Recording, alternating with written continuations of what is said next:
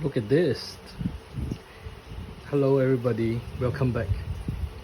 Today is another one of those things I bought in some months. Of course, but this is not very accurate because I have replaced some of this on pre-order. There's been waiting a long while in my hole over at one of the stores. But finally I got them all delivered. So today I'm going to talk a little bit about this, not really a lot of this, but some of the bargain stuff that I got. So first, let's start with some bases. So you might actually wonder, so what are these? Bases are basically they are stuff with textures. You can take a look. So this one looks a little bit like there's this is called the Possess. It's actually made by Cool Mini or not, or Come On as most people call it. Basically it comes in this form where there's actually a texture base which you can paint with the various type of different textures with maybe the brownish grounds or with some grass or stuff like that, and then you can place it over on the black base. So this will actually give you like 10 bases, which will look something like this. This is one of the artistic impression. So there's some tentacles and stuff. Yep. So this was a really good deal for the smaller base of the 30mm. Then there's actually, I bought another set which is slightly bigger, as you can see. This one has some texture that looks like planks of wood, and these are the 40mm, and there's 150mm. So this comes in a different configuration, and you can see that this is like standing over some broken woods and grills. This is pretty generic, good for most RPGs and your miniatures. So why I get some of this is because there are some miniatures that actually doesn't come with a base, or maybe the base was just too plain and you want something different. Okay, so next, this very small box. I have always been wanting to get this. So these are like special dice made for Mansion of Madness. It's actually basically D8, but there comes with the Elder Sign, the investigation token, and blanks. So they're specially made for this fantastic game from Fantasy Flight Games, the Mansion of Madness. It's always good to have more dice when have different players hold on to their own dice and they can just roll on their individual turns. I always wanted to get this, but it was already very out of stock when I started board gaming, costing crazy, like maybe 30-40 USDs even for a pack. And I finally managed to get this at a very good discount rate. It's not that cheap, but it's still reasonable enough for maybe about $1 to $2 per dice. Although I'm not very sure whether I'll still be playing Mansion of Madness. Okay, next is a game called the 51st State. It's by, okay, I'm not even going to try to pronounce this. I know I'm going to pronounce it wrongly. So this is the creator, Nancy Trinzewiczek. I don't know. So it's something like maybe kind of a little bit post-apocalyptic, but maybe not, because it's the United States is still just like buried under rubble and there's just war, So basically, 51st Stage is a very interesting game with very high rating, as you can see, and it has very good artwork, kind of like the very, how would I say, remember there was this game called Fallout? Yeah, so it's pretty much like Fallout. Oh, and I just realized something really unique. I wonder if this is part of the board. Look at this, there's actually a counter here. You might actually be using this as part of the board. That'll be very interesting though. Anyway, this was a good deal that I got it. I haven't really heard much about this game, but as you can see, it's about 40-90 minutes for 10 plus, 2 to 4 players. It should be fairly interesting. I have saw the expansion that's being released. I will take a look if I like this game before I decided to get the expansion. But in either case, it's not really that expensive.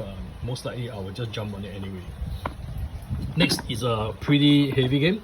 This is Samara. Samara has a very cute looking front is created by Convent Musel, and I think from this 3 colors is probably very related to France.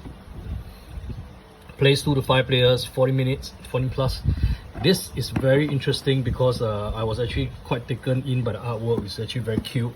As you can see, there's some placements, and you play this over the years, like you know, you can see from all the months here.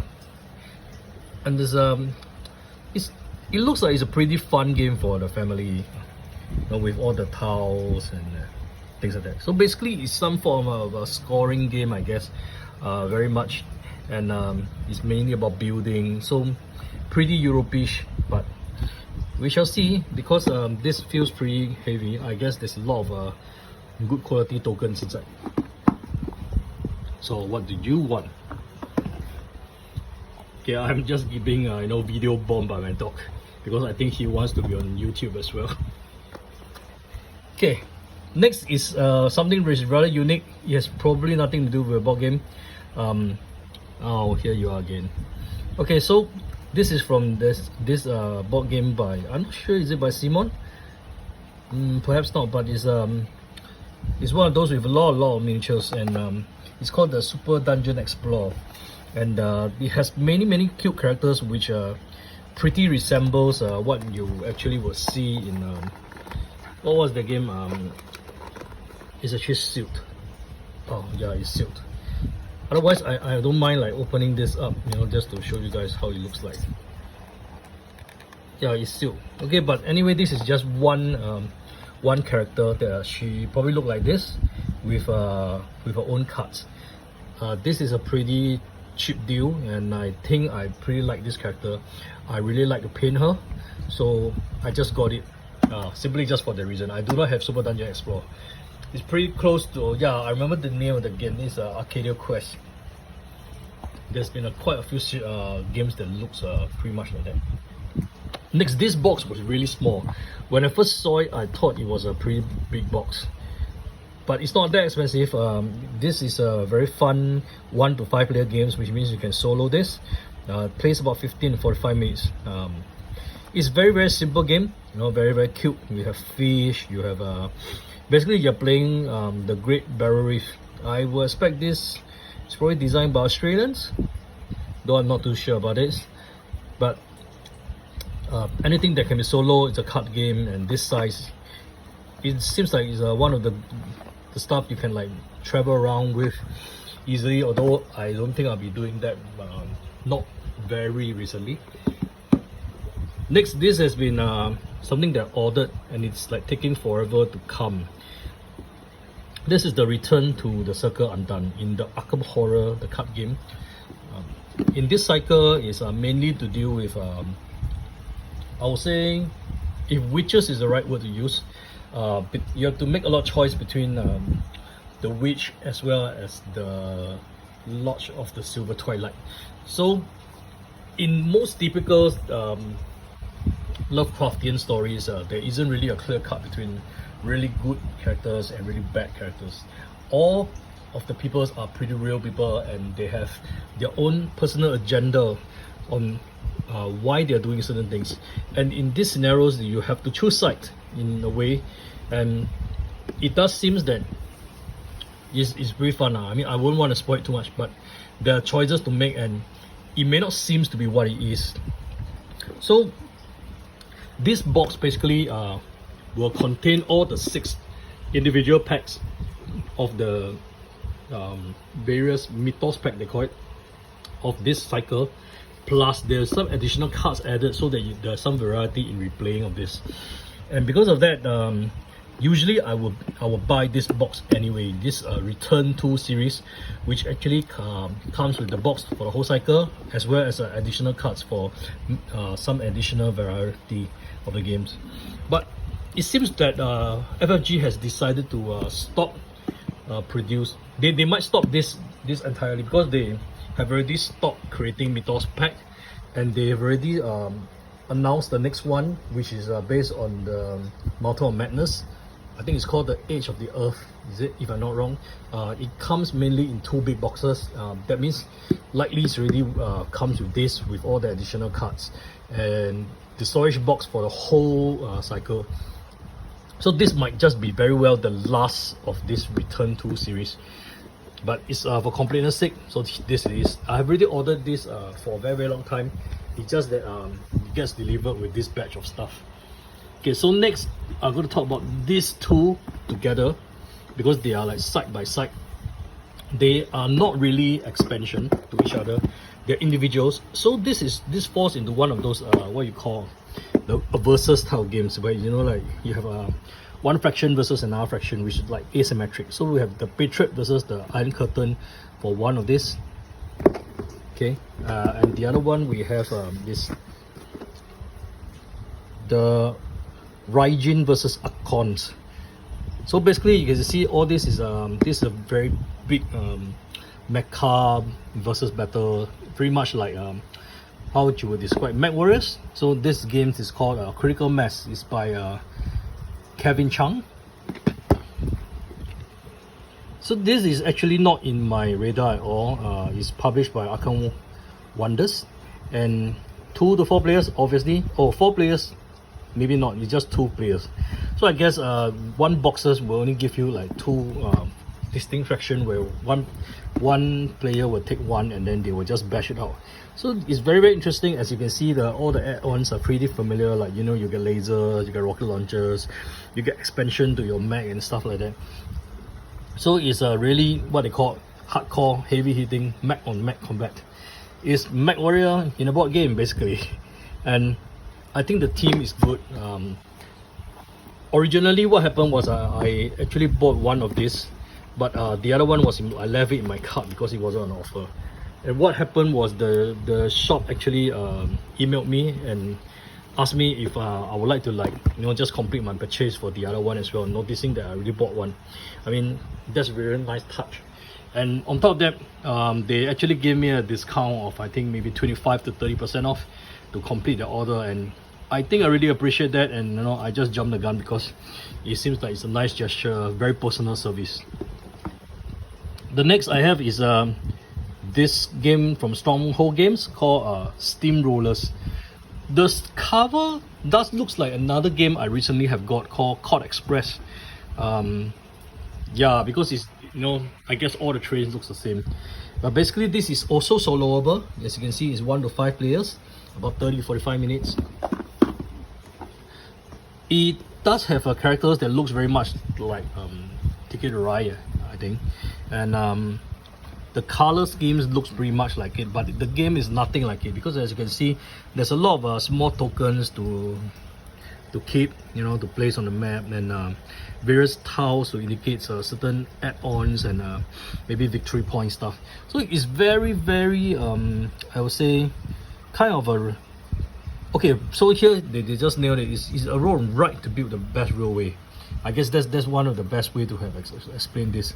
And I guess because it's a roll and write, there will be some expandable stuff inside, but nothing that you know, color photocopier will not fix if you want to like keep it for long term. But usually games like this, they give more than enough you know, sheets for you to like complete a lot of games.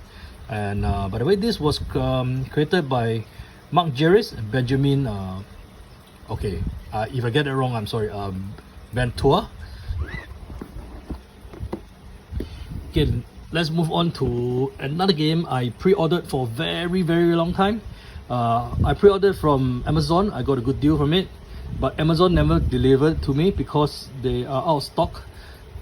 But the order was still in though, and right until the very end, I have decided that I did not want to wait any longer. I have cancelled it on Amazon, and I gotten this from the other board game shops. And basically this is my city is a very heavy game. It's very heavy. I'm serious about it. Plays 2 to 4 players. Each play is about 30 minutes. But this is a legacy game. So as a legacy games, there are changes you do to change the game, change the map, I guess. So I'm not too sure what exactly is actually changed. But here you can see, it's a legacy game. It means the game will change and evolve over time as you play it. I'm not too sure if the legacy would. I would think that most legacy games would destroy the game in a certain way. But let's see how this goes. So there are construction cards, envelope with surprise and stuff like that. But this is one game that I'm looking forward to. It's a very high rating, and a lot of YouTubers I've seen has gave very good rating for these games. So I'm pretty willing to give it a try. Okay, last one is also very heavy. I think this is even more heavier than my CD, and this is the heaviest of them all, so that's why it's right at the bottom, and I'm only talking about it right now. Is Noria by Sophia Ragnar. So as you can see, this is a very unique game that has a lot of resource token as well. As you can see, ship tokens, warehouse. So you can imagine it's probably something to amass victory points, build engines and stuff like that. So the short description is that this is something about very similar to building cities, like pretty much like the My City, and you know, you have flying islands, flying ships, factories. Exactly the same theme very much, but this is not legacy, and I think this might be a bit more heavy. Let's see, it's about 2 to 4 players. Yeah, indeed, you see here is like 70 to 120. Yeah, so I got a good deal buying on this game, and I thought since I took my city, why not, you know, we have actually 2 games that side by side that has a same form factor even. So this is very rather interesting. So that's all for this month of the games that more accurately, I got it delivered in September. Some of this game has been made a long time ago, and in fact I have made more purchases this month. In fact, I have backed quite a few Kickstarter.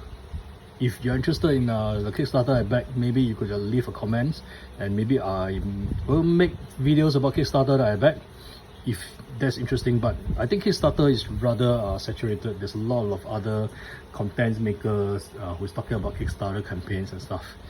So anyway, thanks for viewing this. I hope this list that I got helps expose you to more board game, or you know, change your decisions to go ahead and buy certain games and things like that. But because, as you can see, none of this game is actually you know, sponsored by anybody, I can be rather frank about it. If I don't think I like the game, I will just say that I don't think I like the game. But so far, I haven't unwrapped any of this, I haven't played any of this, so it's just fair to say that I just got them cheap, and it seems like it's going to be giving me some good times ahead. So thank you for watching, and I hope to see you again soon.